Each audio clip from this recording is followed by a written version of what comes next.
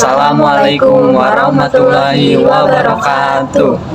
Kami dari kelompok 8 ingin mempresentasikan tentang bentuk-bentuk perlawanan terhadap pajak. Nah, sebelum ke materi, alangkah baiknya kita akan perkenalkan terlebih dahulu.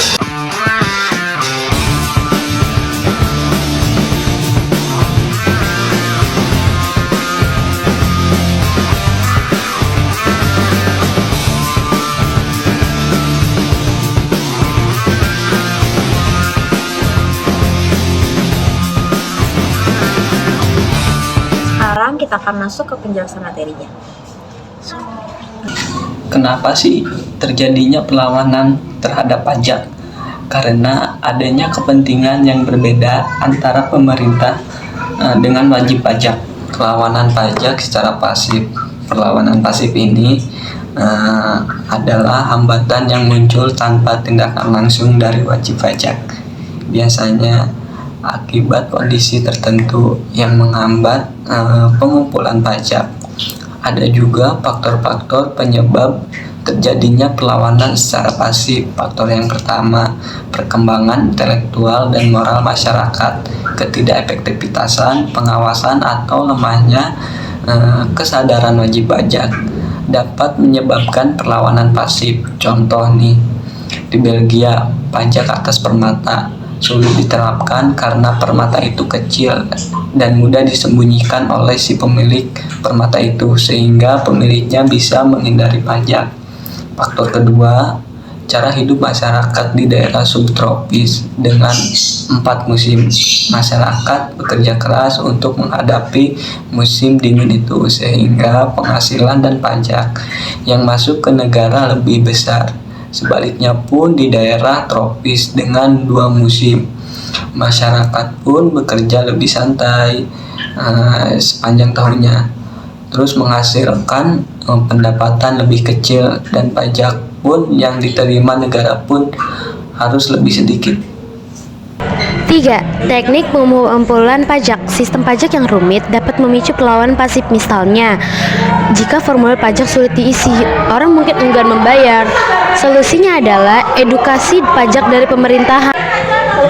Kesimpulan, perlawanan pasif lebih sering terjadi pada pajak langsung. Contohnya adalah pajak penghasilan atau PPH, karena perhitungannya lebih kompleks dibanding pajak tidak langsung, contoh PPN. Nah, di sini ada yang kedua, perlawanan secara aktif. Apa sih perlawanan secara aktif? Itu terjadi karena WP sendiri atau wajib pajak dengan sengaja melakukan tindakan nyata untuk menghindari pembayaran pajak. Nah, di sini saya akan menjelaskan beberapa contoh dan bentuknya dari resensi pajak secara aktif. Nah, yang pertama itu ada perencanaan pajak atau tax planning. Apa sih perencanaan pajak? Adalah upaya yang dilakukan oleh WP atau wajib pajak untuk mengatur kewajiban pajak agar jumlah pajak yang harus dibayar dapat diminimalkan, namun tetap sesuai dengan peraturan yang berlaku. Bagaimana sih caranya? Yang pertama, memanfaatkan insentif pajak atau kebijakan tertentu, seperti potongan pajak, pembayaran pajak, atau tarif pajak yang lebih rendah. Yang kedua, mengatur waktu pelapor atau pembayaran pajak untuk mengurangi beban pajak. Yang kedua, ada penghindaran pajak atau tax avoidance. Apa sih penghindaran pajak? Itu adalah upaya mengurangi jumlah pajak yang harus dibayar dengan memanfaatkan celah atau kelemahan dari peraturan pajak. Nah, yang ketiga ada bentuk pengelakan pajak atau itu tax evasion. Pengelakan pajak adalah tindakan ilegal di mana wajib pajak atau WP dengan sengaja menghindari pembayaran pajak melalui cara-cara saluran hukum. Nah, yang pertama, tidak melaporkan pendapatan yang seharusnya dikenakan pajak. Yang kedua, itu ada memalsukan dokumen keuangan atau menyembunyikan aset. Nah, kesimpulannya yang pertama adalah perencanaan pajak adalah langkah sah dan proaktif untuk menghitung beban pajak agar lebih ringan. Yang kedua, itu penghindaran pajak masih legal, tetapi sering dianggap tidak etis karena memanfaatkan kelemahan aturan. Yang ketiga, itu ada pengelakan pajak adalah tindakan ilegal yang melanggar hukum dan dapat dikenakan sanksi berat.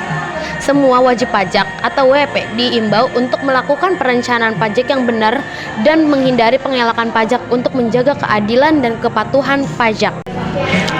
Nah, sekarang saya akan menjelaskan terkait dengan Panama Papers dan juga Paradise Papers. Panama dan Paradise Papers ini adalah dua investigasi besar terkait penghindaran pajak dan aktivitas keuangan lintas negara oleh individu dan perusahaan besar di seluruh dunia. Berikut penjelasannya. Nah, yang pertama ada Panama Papers. Panama Papers terjadi di tahun 2016. Nah, dokumen ini bocor dari firma hukum Mossack Fonseca yang berisi data tentang perusahaan cangkang yang digunakan untuk menghindari pajak, menyembunyikan kekayaan, atau mencuci uang. Nah, kasus Panama Papers ini melibatkan tokoh-tokoh penting seperti Vladimir Putin, Nawaz Sharif, Lionel Messi, hingga keluarga politisi Inggris lainnya. Nah, bocoran ini mengungkap 11,5 juta dokumen mencoreng reputasi banyak individu dan politisi dunia. Nah, yang kedua ada Paradise Papers. Paradise Papers bocor pada tahun 2017 dari firma hukum Appleby. Kasus ini menyoroti penghindaran pajak oleh perusahaan besar seperti Apple dan Nike, serta individu besar seperti Ratu Elizabeth II dan Shakira. Nah, kasus ini melibatkan 13,4 juta dokumen yang lebih fokus pada pengaturan keuangan perusahaan multinasional dan tokoh dunia lainnya. Praktik ini seringkali legal namun kontroversial karena memanfaatkan celah hukum di negara-negara dengan teks yang rendah atau pajak yang rendah. Nah, sekarang saya akan menjelaskan terkait dengan perbedaan dan juga kesamaan dari Panama Papers dan juga Paradise Papers. Yang pertama, saya akan menjelaskan tentang kesamaannya dulu. Nah, kesamaannya itu adalah kedua kasus ini mengungkapkan cara orang kaya dan perusahaan besar mengurangi pajak melalui tax haven atau pajak yang rendah. Yang kedua, ada perbedaannya. Perbedaannya itu adalah Panama Papers ini lebih banyak membahas individu, sedangkan Paradise Papers fokus pada perusahaan besar. Nah, dari kasus ini ada beberapa dampak yang terjadi. Yang pertama itu adalah ada tokoh besar yang mundur dari jabatannya seperti Nawaz Sharif. Yang kedua, meski banyak praktik yang sah secara hukum, reputasi banyak tokoh tetap tercoreng seperti Nawaz Sharif tadi.